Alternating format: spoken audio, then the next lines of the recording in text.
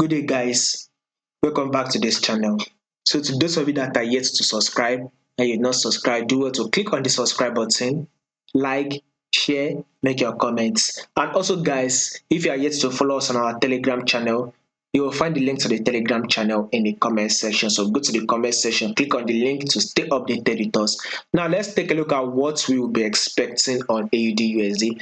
So, by the way, I still highlighted it, and this is exactly what I'm still watching out for, a level of 0.68.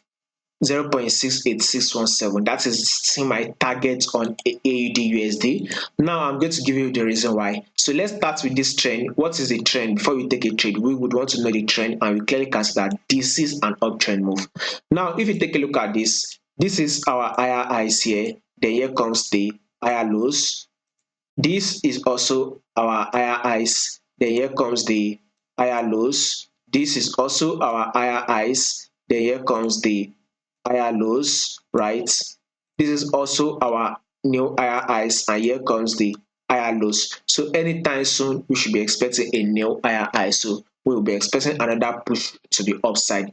But right now, market is currently dropping. I mean, if you have to take a look at it, your 4-hour time frame, let's see if there will be a corrective move, one more drop before market will start rolling up to our movement, to our bias to the upside. So there's likely to be one more drop, then market will start pushing up, or market is likely to start pushing up from here. So there are two ways market will give us. Either we start getting the push up from this our level, or we might get a little bit of a pullback, one more drop before we start getting that push up to the upside. So by the way, my bias is still to the upside on AUDUSD.